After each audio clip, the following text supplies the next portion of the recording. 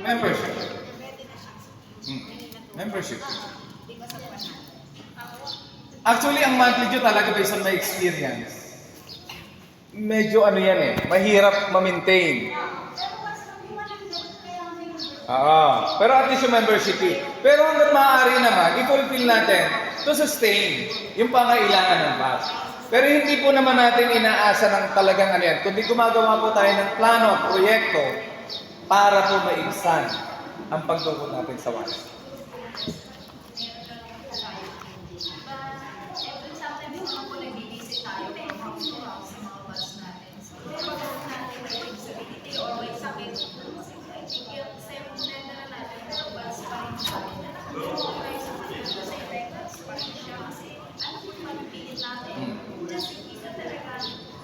Totoo naman. Totoo naman yun. I-consider natin yon. Okay, please take note ha. I-consider po natin yung kung talagang hindi po talaga kaya. Ano po? Kahit siguro yung mga officer pwedeng mag-volunteer o pwedeng mag-kumita. 100 lang naman, member ko na siya. Sige po.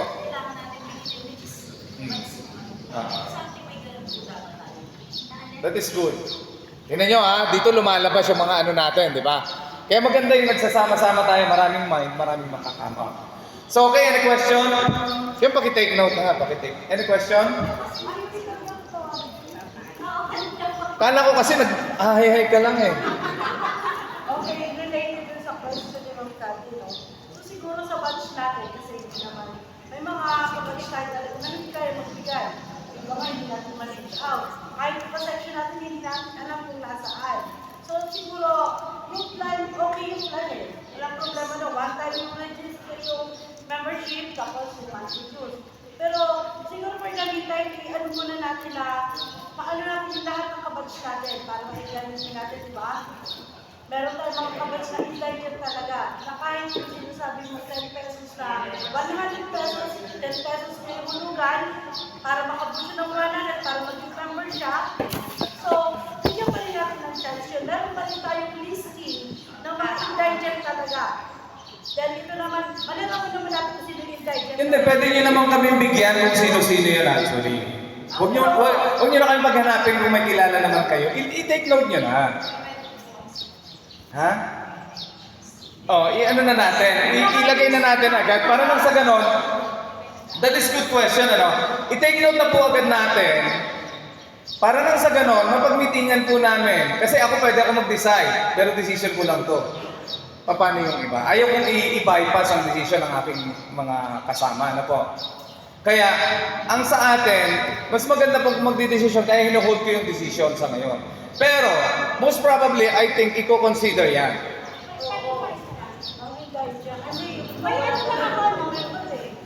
Kasi, totoo yun, indigent tayo ng mga member, ha?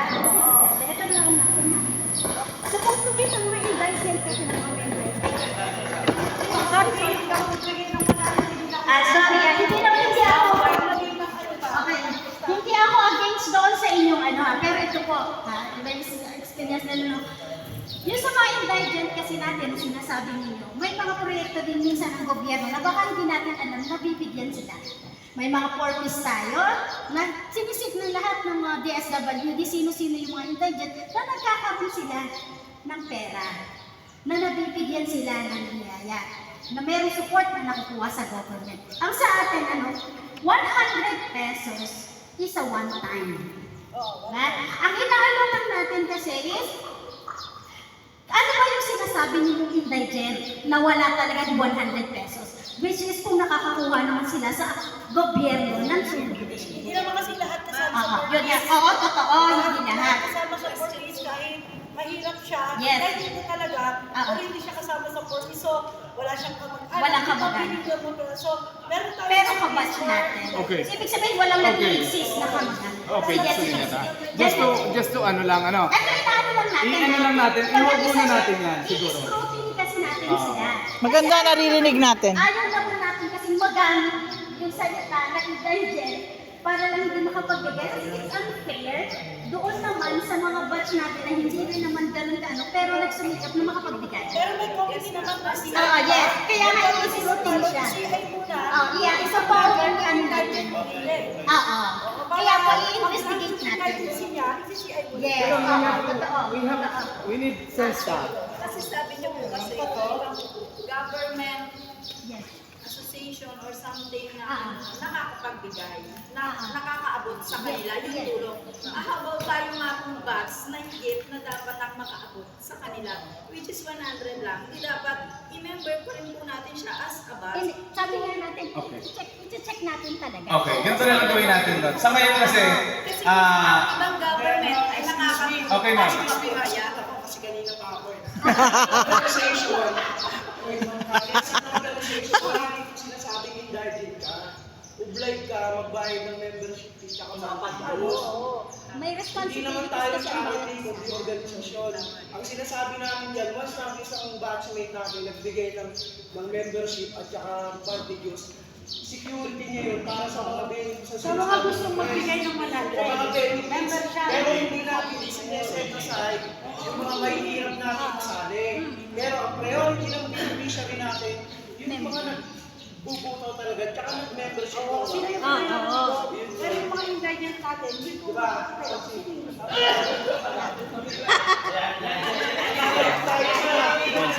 Maganda yan, maganda yan. Kasi Okay, maganda active topic. conversation, maganda yan. After may committee Maganda po, yan. dito sa Barangay Langgam, nagtayo kami ng kauna-una Committee of People's and Non-Government Association. Ibig sabihin po, lahat ng mga NGOs, lahat ng sektor, sa upo ng ating committee. So punta tayo dito sa upo natin. So yung binabanggit na membership fee, iyon po ay kung magmimembro kayo sa samahan. Halimbawa, senior citizens na ako.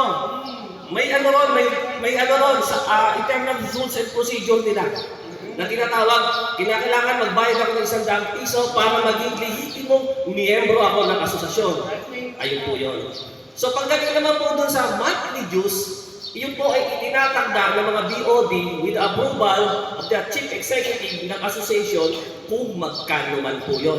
At kinakailangan po natin mag-comply doon. Bakit po? Kasi po, miyembro tayo ng samahan. At dahil miyembro tayo ng samahan, ipaparaise po tayo sa Security Exchange Commission na kung saan may mga Bawi bylaws, may red book.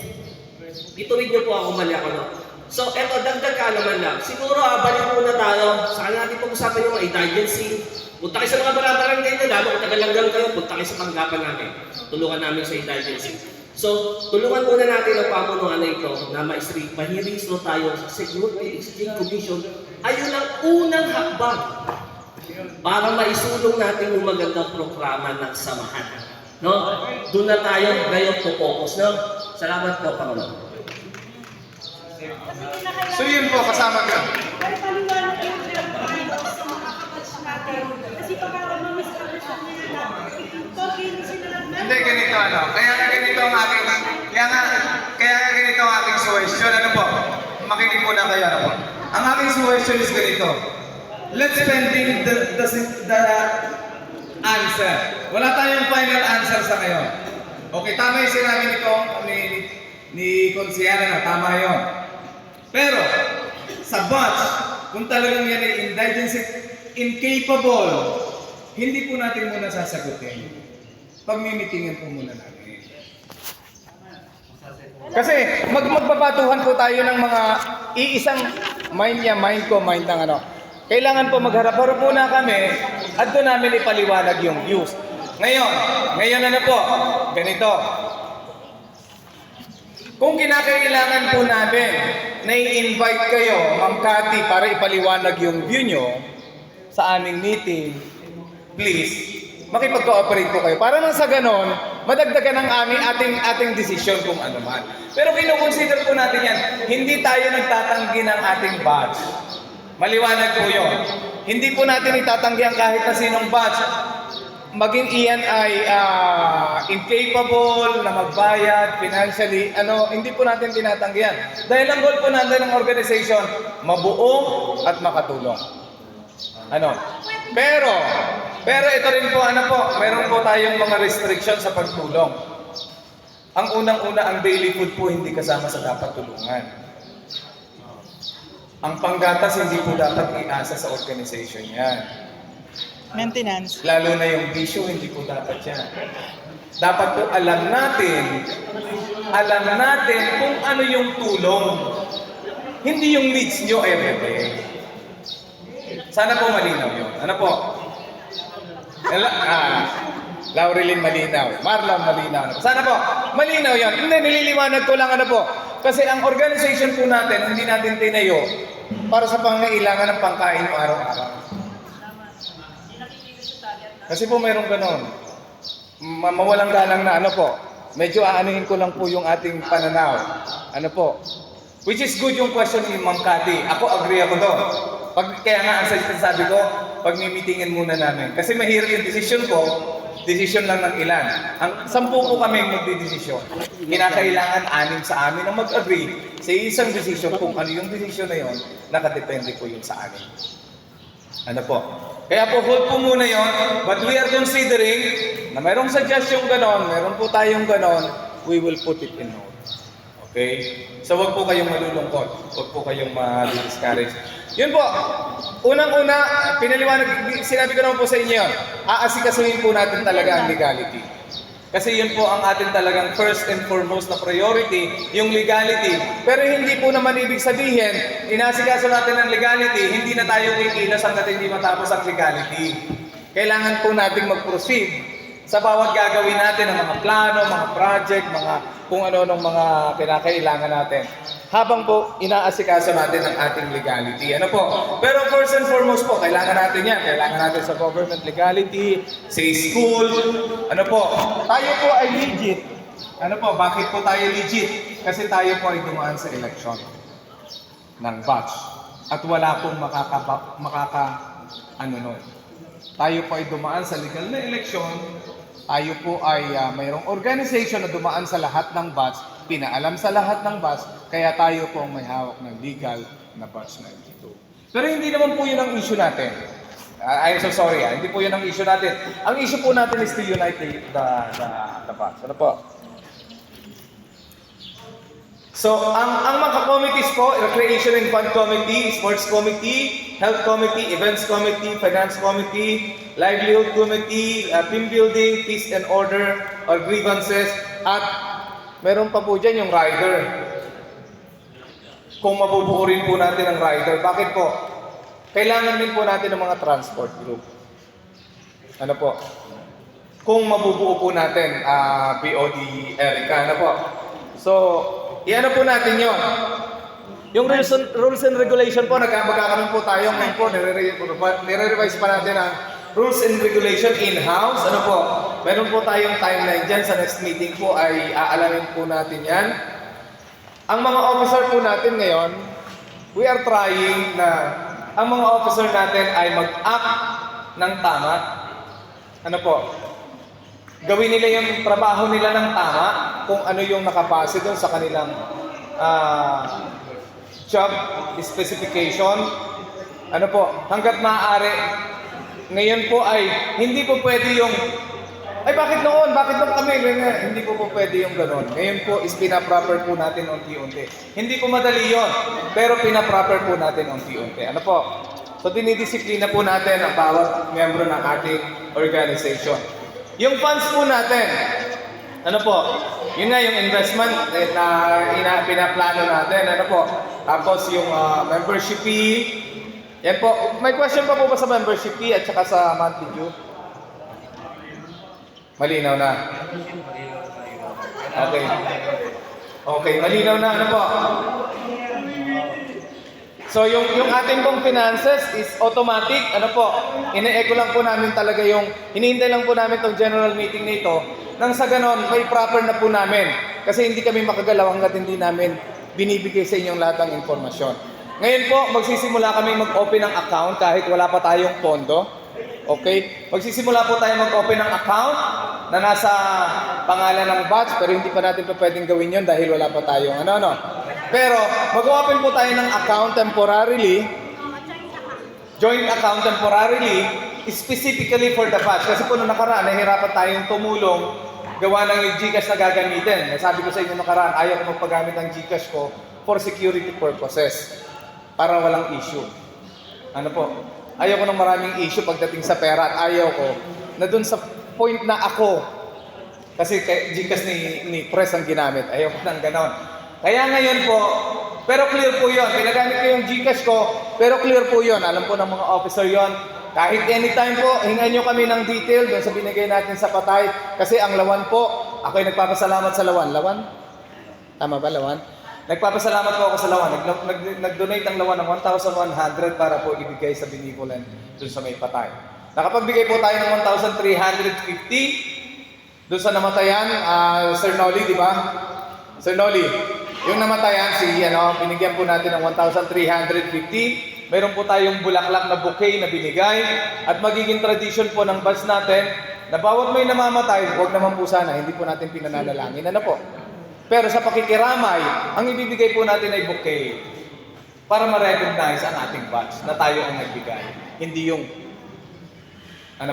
kasi may nag-question, bakit hindi na lang cash?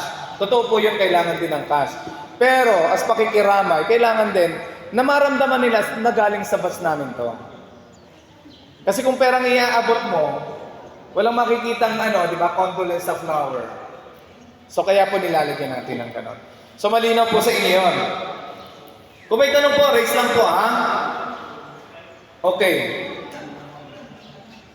So yung ating Fung Fund ay mag-open po tayo ng account.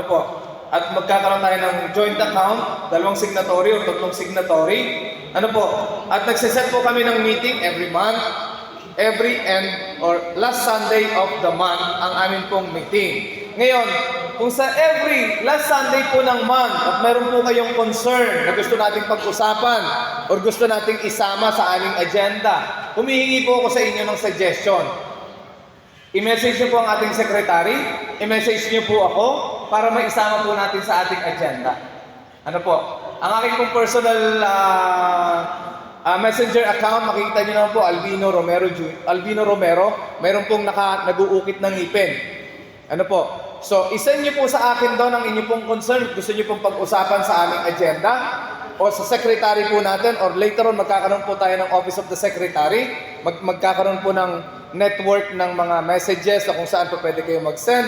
Gagawin po natin yan. Ang ating pong publication at information na pagkukuhanan lamang ay sa Office of the President at sa Office of the Secretary lamang. Bakit po? Paliwanag po sa inyo, ayaw po nating ma-misinformation ng iba. Na pagkaalam ni ganito, banat ng send, banat ng post, banat ng ganon. Ngayon po, dinidisiplina po natin ang ating organization. Ang binibigyan lamang po natin ng authority na mag-post, mag-publicate ng ating mga gagawin at mga ginawa ay ang Office of the Secretary at sa Office of the President. Doon lang po magmumula. Yung iba po, paumanhin, hindi po sinasabi natin hindi reliable at hindi rin po natin sinasabing reliable, pero ang final po niyan nasa Office po ng President at nasa Office of the Secretary. Malinaw po yun sa mga officer. Malinaw po yun. So, please po, Shared post lang, press, shared post. Ha? Shared post. Yung pinost mo kayo. Pwede yun. Walang problema to. Baka matakot ka rin ba, hindi na mag-share. Hindi, walang problema to sa shared post. Pero yung information lang po na, yung content, kung hindi nyo alam pa, huwag pong post ng post. Alamin muna natin. Ngayon may proper, po tayo ng, gusto ni Chairman mag-post. Kailangan i-forward niya kay Secretary. Ma'am Sec, ito po yung ipopost natin. So yun, and then pwede mong i-copy and then i-post mo sa Ang mga project po natin, ito po sa ating mga pagkukuha ng fund. Yung collect empty bottles and plastics, kaya po kinakailangan natin ng office na paglalagyan. Magkakaroon po tayo ng Zumba for a cause. Sa sports po, magkakaroon po tayo ng mga inter-batch or barangay or what na tayo po ang i-sponsor. Para po sa source of fund natin. Magkakaroon din po tayo ng napag-usapan ng bazaar. Magkakaroon din po tayo ng parang reflexology, kung yung mga flowers arrangement or what, gagawin po natin yan. Isa po yun sa mga project natin. Mga beauty hacks, anti-aging, Pero kay Ma'am Delia yan. At kung makakausap po tayo ng mga medical and dental mission, gagawin po natin yan. Kaya mahalaga po na ma-unite natin ang batch para sa kapakinabangan ng batch. Okay?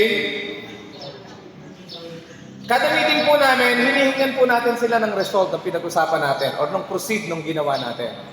Halimbawa ngayon sa next meeting, itatakal po namin ito at kung ano po yung ano natin, iyon po yung i-execute na natin. At yung mga nagawa na mga tasks or assignments sa bawat BOD at sa bawat department po. Ano po? So, ang mag-a-assess po nun, kaya mahalaga rin po ang Office of the Treasurer, ang auditor, kasi ang mag-a-assess po ng mga auditor na po. Okay. Sa issue po ng GC, nasabi ko na po ito kanina, kung may concern po kayo na hindi nyo na kinakailangan sa general GC natin ilagay at personal, paki-personal nyo po. Para hindi tayo nagkakaroon ng kaguluhan sa GC. Ano po, yung pakiusap ko lang.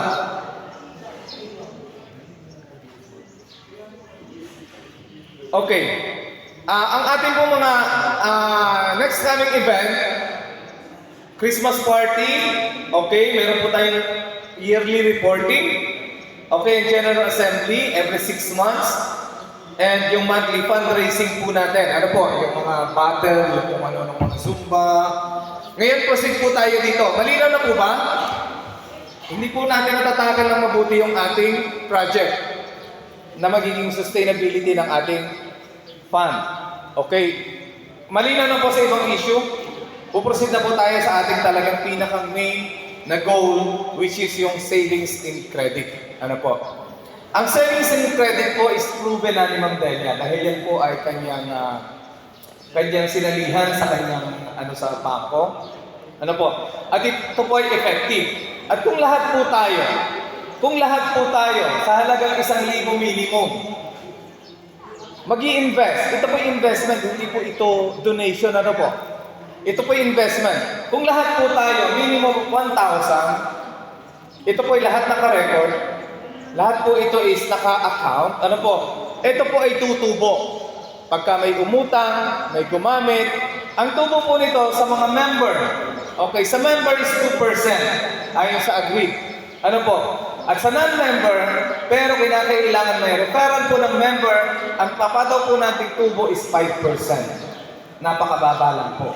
Ano po? Kasi ang goal natin is maraming umutang para may maraming tubo. Doon tayo sa logic ng Chinese na di ba ng piso basta milyon ng customer. Oo, di ba? Di ba Sir Chris? Yun ang natin. So, konsepto ano po? Una, pamunuan, investment ay isang paraan ng pagpapalago ng pera sa investing. Iniimpok ang pera sa isang instrumento upang kumita kahit hindi nagtatrabaho, ang taong namumuhunan ay kumikita. So, ngayon, yun naman po, para kumita, ipapautang po natin. Ano po? So, isang karaniwang taong ginagawa kung saan ang isang partido ay nagbibigay ng pera o pagkukuhanan sa isa pang partido na may inaasahang pambayad. Kaya po, sa pagre-refer po natin, kung kayo ay member, medyo tansyahin niyo po yung tao. Huwag refer ng refer. Kasi ang magsasuffer po niya yung pondo. Ano po? Pagka meron, ano po magiging policy natin? Siguro ganito, no? Pag-meetingan namin ulit yan, revision, ano? Pagka may isang miyembro, kaya po ingat po kayo kasi hindi po kayo collateral. I mean, hindi po kayo co-maker. Tama ba ako? Hindi kayo co-maker. Guarantee lang na ang taong may-refer niyo is makakabayad at i-oblig niya yung sarili niya para magbayad. Ngayon, meron din po kayong responsibilidad. Alamin kung siya talaga ay magbabayad or capable magbayad. Dahil kung hindi, baka sa susunod po, hindi kayo magamit as referral. Tama? Kasi kinakailangan may obligasyon din po kayo. Ano po? Pero hindi po kayo collateral, hindi po nililiwanag po natin. So, at the same time po, na para kayong nag-donate, pero hindi po yung donation kundi investment, kayo po ay kumikita, yung pera niyo ay kumikita. At ang design po namin bilang mga officer, yung 30% ay ilagay sa pangangailangan ng batch. Okay? Hati-hatiin po natin yung kung saan natin ilalagay na halimbawa, pondo sa damayan, hindi damayan na kundi yung tutulungan. Okay? Yung sa may mga ibang pangailangan at pangailangan ng everyday expenses. So doon po pupunta yun. Yung 70% po, yun po ang ilalaan nating pinakang benepisyo or tubo ng mga nag-invest. At the end of the year, December or November pa lang, ika-calculate na po natin yun kung magkano kinita. Siguro November pa lang, ma'am, ano po, para ma-enjoy natin yung profit on the December. So November pa lang, ika-calculate na natin yon. Siguro magkakaroon tayo ng cut-off na December to November every year. So, mag-start tayo ng December, and then mag-end tayo ng November para i-calculate, and then para yung makita nating profit, depende kung magkano yung share mo. Ano mo, nag-share ka ng 5,000, nag-share ka ng 1,000. So, depende kung yung share mo, yung makukuha mong tubo. I-distribute po yun ng equally, pero based on your allotment. Based on your money na invest. Ano po? Pero, sinisecure po natin na ang pera ninyo ay naka-intact at hindi nababaliwala or nawawala kahit na piso. Kaya po may 2 o 3 signatory para maano po natin, masala natin na may mawalang pera. Maprotektahan natin yung pera natin. Okay. Proseso. Ang bawat kasapi o miyembro na nais maglagak ng puhunan ay magbibigay ng halaga na hindi bababa po sa 1,000. Ang isang tao na kasapi o miyembro lamang ng asosasyon ang maaaring maglagak ng puhunan. Kaya po tulad ng sinabi ko kanina, hindi po pwede yung gusto mo lang mag-join sa savings and credit and then hindi ka na magpapamember sa organization. Priority natin ang organization. Ano po? So malinaw po yun, ha? So ang policy naman sa pag-utang, sino mang individual ay may kakayanang magbayad, kasapi man o hindi ay maaaring mangutang. Kasapi man o hindi, lilinawin ko po ano po. Yung hindi kasapi ay dadaan din sa isang kasapi. O doon sa member. Hindi siya po pwedeng pautangin kung wala tayong kamalayan kung sino yung taong uutang. Dapat may isang member na nakakakilala sa kanya para i-justify na siya ay kilala ko at capable siyang magbayad. Approve. Maliwanag po yan. Ano po? So, ang approval po ng halagang uutangin ay depende sa hawak nating pondo. At ito po ay first come, first served basis. Maaaring pila to pagdating ng panahon na marami na tayong nangailangan o maraming ano. Kaya po, first come, first served basis. Huwag niyo pong asahan na may pondo tapos, mangungutang ako bukas. Tapos, ang dami palang nakapila. Ano po, mapera na lang. Kung marami rin tayong generous na gustong, sige, invest ko pa to. Pero kung maganda yan, I'm sure. Kung maganda po yan, pero sisiguraduhin po natin maganda yan, I'm sure maraming mag-i-invest. Ako pa mag-i-invest ako. Siguro 500. 1,000 nga minimum, magkano? Hindi, joke lang mo. Pero yung sabihin, pagagandahin natin, pipilitin natin yung ating buong makakaya. First come, first serve basis po, no? Kung mangungutang ay hindi natin kasapi yung miyembro, ito ay dapat rekomendado ng miyembro. Maliwanag po yun. Kung ang halaga ng utangin ay aabot sa 5,000, ano po, kung ang halagang uutangin ay aabot sa 5,000 piso pataas, ito ay hahanapan na po natin ng garantiya o collateral. Tulad na sinabi ko kanina, step-in, chinelas, o ano pa. Hindi, yung something valuable, like halimbawa siguro cellphone, siguro ganon, laptop, pero hindi lupat bahay, sobra naman. Alahas, pwede. Yan, mga ganon, pwede yun. Ha? Ano? Hindi, sabi ko nga yung asawa, kung may kwenta dun sa asawa, kasi kung walang kwenta, paano may kukulateral? Kasi wala nang kwenta. Hindi, joke lang. Okay. Ang halagang utangin ng isang kasapi o miyembro ay papatungan ng 2%, maliwanag po yun, sa outside is 5%. Pag-i-impok, ang 5% sa kabuong halaga ng utangin ng bawat kasapi, eto po, ano po? Halimbawa ng utang kayo ng 1,000. Mayroon po kayong ilalagay na 5%. Magkano 5%? 50 pesos? 50 pesos, ang makukuha nyo lang po is 950 kung utang kayo 1,000. 950. Yung 50 pesos po na yon, impok or magiging savings. Nung umutang specifically, para sa iyo yun. Hindi yun i-distribute sa kabuuan ng, okay, maliwanag po. Yung 5% parang savings nyo yun nung umutang. Kaya kung ikaw umutang, may savings ka kaagad na 5%. Tapos magtutubo ka 2% lang. O, di ba? Pila yan, nakapila yan. Oh. Nakatulong yung pera sa'yo. Nakatulong ka pa sa iba, hindi nagalaw yung pera mo. Di ba? So, yun. Malinaw po yun, ha? Yung 5%, pagka nangutang kayo 1,000, 950 na lang po ang mapupunta sa inyo. Pero yung 15 yun ay savings nyo po na nakatalaga para sa inyo lang. Okay. Pag i-impok, maaari lamang makakuha ang isang miyembro ng kanyang na-impok o savings sa pamamagitan ng mga sumusunod. Ito po, mga terms and conditions. Ang kasapi o miyembro ay mahigit 2 taon ang nangungutang. 50% ng nasabing impok ang maaari lamang makakuha kung ang miyembro ay magkakaroon ng biglaang pangangailangan. Ma'am Delia,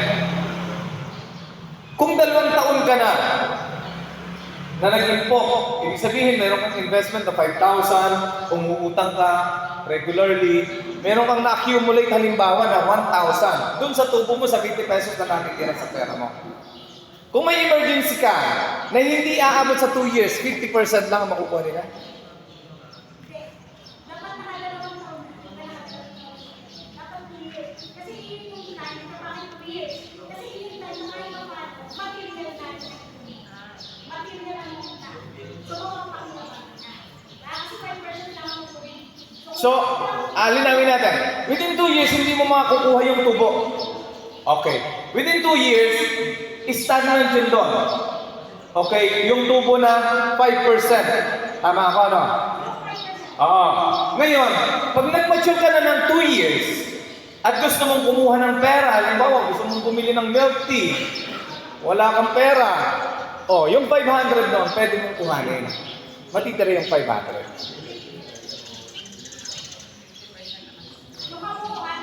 Pero, okay, nandito rin kabuuan. Ang kabuuang halaga ng na-impok ng isang kasapi o miyembro ay maaari lamang makuha kung siya ay aalis na sa pagiging kasapi o hindi na mangungutang. Pero sino pong gagawin sa atin sa ganon? Diba? Siguro, kung maganda to, bakit natin paradatingin sa ganon kung maganda naman? Diba? Pero pipilitin natin talagang maging maganda. Eto, medyo gagawin natin critical na issue para sa atin. No? Dahil ang gusto namin yung tiwala ninyo. Okay, yung tiwala ng lahat. So maliwanag po yun, ha? Malibang umayaw ka na sa bus. Ayoko na! Pilit ka ng pilit, ayoko na! Diba? Kasi senior citizen na ako. Okay? Yung bus na. So okay. Maliwanag po yun, ha? Ang pagbabahagi ng kita naman tayo. Okay. Ang pagbabahagi ng kita ng nasabing proyekto ay gagawin tuwing ikahuling buwan ng December po nakalagay dito, pero gagawin natin December ang distribution. Pero ang calculation is November dapat. Ano po? Kasi baka kung magka-calculate pa lang tayo ng December, natapos na yung Pasko, yung gastusin, di ba? Kailangan ibigay natin ng advance sa Pasko. Ibig sabihin bago mo yung siguro first week of December. Kaya kinakailangan, ang kapa po siguro natin from December to November.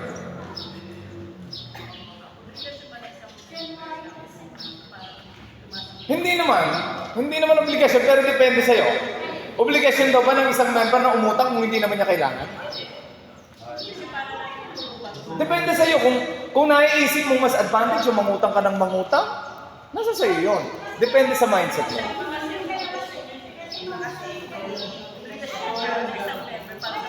May isi-share na ako.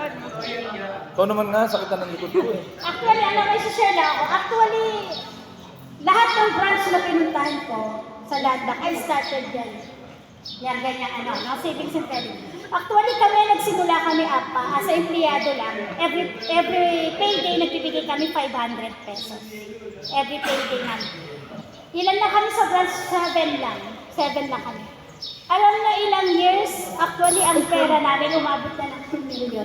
Oh, biruin mo yun, oh. Pwede mag-share? Kasi why? Kasi yan roll over. Roll over yan. Hindi, pero alam nyo, sa bilang natin 400, hindi malayo yun eh. Hindi malayo yun. Kung i-go lang natin. Kasi roll over yan. Kaya sabihin nila, ay, ang baba. Yung 2% mo, dadagdag mo sa capital natin eh. Yung income mo na 2% ng bawat isa, i-roll over yun, i-roll over. So ang kailangan natin dito is yung return of investment, dapat mabilis. Kaya natin binabaan ang interest. Kasi ang kita, hindi yan sa laki ng interest. Kung hindi sa bilis ng turnover ng capital. Doon yan kumikita. So kung lalakihan mo ang interest at hindi ka naman babayaran, wala. Diba? Halimbawa, nakautang na ako ngayong buwan na to. Pero pwede pa rin ako makutang kung hindi ko tapos yung utang mo. Renewal ang tawag doon. Kapag ikaw ay nag-renew, yung balanse mo ibabawas sa uutangan mo. Renewal ang tawag doon. At mas mabilis ang kita doon pag mabilis ka mag-renew.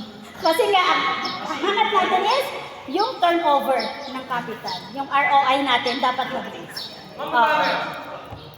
Halimbawa, may balanse pang 500. Insan na makakuha ko ng 950, ima-minus yung 500. Yes, ima-minus yung 500. Then magbabawas pa ng 50 dun sa 5%. 400 na lang. Doon sa, magbabawas pa kasi renewal kayo.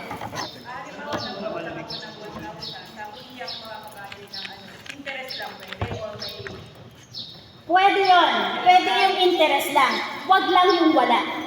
Kasi at least yung interest na ibabayad mo, mag-roll over yan. Mag-roll over siya. Pwede. Pero tayo, dalawang klase natin ha. Ito na sabihin ko sa inyo, ang method na gagamitin, ang method na ginagamit ay dalawa. Merong diminishing at merong straight. Pero ang gagamitin natin, since na ang ating ano ay maliit lang, straight method ang gamit natin dito. Kasi baka may magsabi, bakit ganito? So tayo ay straight method, kung ano kung sino mag-iba. Ano ibig sabihin ng straight method? Ang interest magbe-base sa original loan. Malinaw po yun. Ang interest ay magbe-base sa original loan. Ang diminishing method kasi ay nagbe-base sa outstanding balance. Pwede tayo mag-diminishing balance kapag malaki na ang pondo at depende sa hihiramin. Kung ang hihiramin ay malaking halaga, pwede natin i-diminishing. Pero kung ang halaga ay hanggang 5,000 o 10,000, straight method ang gamit natin. So malinaw kung may magtatanong. Gagamitin natin ang straight method. Ibig sabihin, lahat ng interest equal monthly amortization, magbe-base siya sa original loan. Ano po? Yun po. Tuloy mo lang muna. Ang months natin, usually maximum lang tayo ng 6 months. Kasi nga, ang inaan natin ay mag-turnover. Kaya magbibigay ng ipon. Ang maximum natin ay 6 months, pero kung gusto mong gawing 2 months tayo. Tama yung 6 months kasi ganun sa iyo.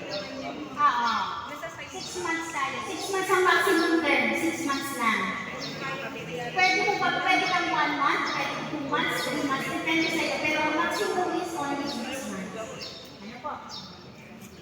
So, clear na po yun?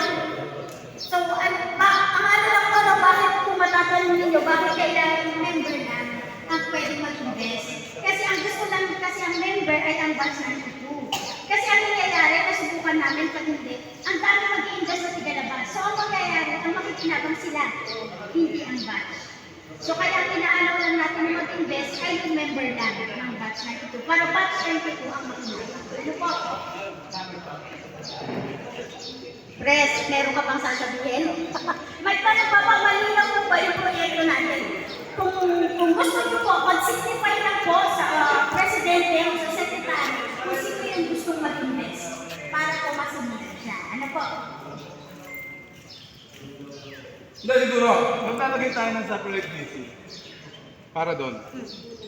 Linawin ko lang ha. Hindi ko pa nasasabi to. Ngayon pa lang, mula nung...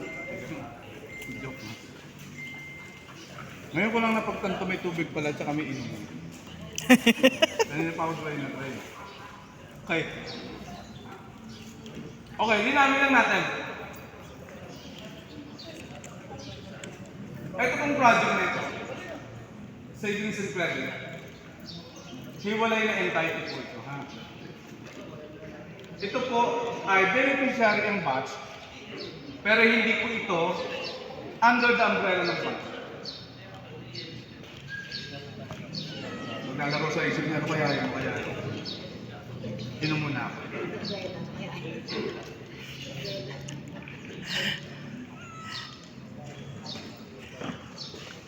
Okay. Ang pinakang officer po nito, or deciding body ay yung mga investor. Para maprotektahan po yung pera nila. Ano po? Kasi ang inaalala po natin dito, halimbawa, ilang year ba kaming uupo? 3. Actually, hindi mo kami nakaupo, nakatayo kami. 3 years. 3 years. Halimbawa, 3 years. Gumanda ang savings credit dito. Sabi ni BOD, chairman. Hindi naman po natin hinihingi. Biglang namunokura. Bigla Kailangan po natin bigla ka- protektahan yung nag-invest at yung pera. Okay? Kaya ito po, gagawa kami ng resolution na ito ay separate body. Okay? Hindi ito pwedeng hawakan ng kung sino mang uupo na batch officer. Kundi ang magmamanage po nito ay yung mga investor sa proteksyon ng mga nag-invest dahil pera nila. Pero, in counter benefits, ang 30% ng proceed ng tubo nito ay mapupunta po sa batch. Batch ang beneficiary. Malinaw po yun. Kasi halimbawa kayo nag-invest, tagto 20,000 na kayo umabot sa ganon, ano? 100,000. Ha? O 50,000 ano? Pagdating ng panahon, hindi nyo nakilala siguro kung sinong uupo. Hindi nyo alam kung reliable o hindi. Paano nyo magagaranti yung pera nyo? Kasama sa security ng pag-handle natin ng financial, yun po yung naisip namin. Hindi siya i-under ng umbrella ng batch, kundi beneficiary ang batch, separate and title. Okay po, maliwanag po yun. To protect the investor or yung mga miyembro ng batch na nag-invest. So liliwanagin lang po natin yun. Ano po? Kaya dito po sa savings and credit, protected yung investor. Protected yung mga ano. Dahil magkakaroon tayo ng organization, o for sure kasama po ako doon, magkakaroon tayo ng organization dito sa investment na ito, na tayo mismo ang magdi-decide. Magkakaroon tayo ng BOD, na yung mga member is magdi-decision din kung ano yung dapat para sa pera nila. Ano po? So secure po ang pera nyo. Hindi natin ipagkakatiwala kung kanino. For sure, kung makita nyo ang logic nito, maganda po ito at lahat tayo maaari mag-invest. So to protect our money, ganun po ang ating gagawin. So next topic, ayan, kailangan po, okay, ang pagbabahagi ng kita ng nasabing proyekto ay gagawin tuwing November to December. Ano po? December to November ang ating pong cut-off. Halimbawa, wala si Ma'am no? Meron po tayong, hindi ko po alam masyado yung kabuuan ng principles kung halimbawa kalagitnaan nag-invest ka. Halimbawa nag-start tayo this month and then nag-invest, syempre calculated yun within this month. Ay paano kung next month may nag-invest, susunod na buwan may nag-invest, susunod na buwan may nag-invest. So, yun din po ginagawa natin ng ano po. Depende kung paano natin i-calculate kung anong percentage ang ilalagay. Alam po yun ni Ma'am Delia, kasi siya po ang may konsepto ng ano na po. So, ang 30% nito ay mapupunta sa pondo ng asosasyon ng batch 92. 70% ng parang 7% naman ay paghahati-hatian ng mga kapitalista or nung namuhunan or nung investor. Okay?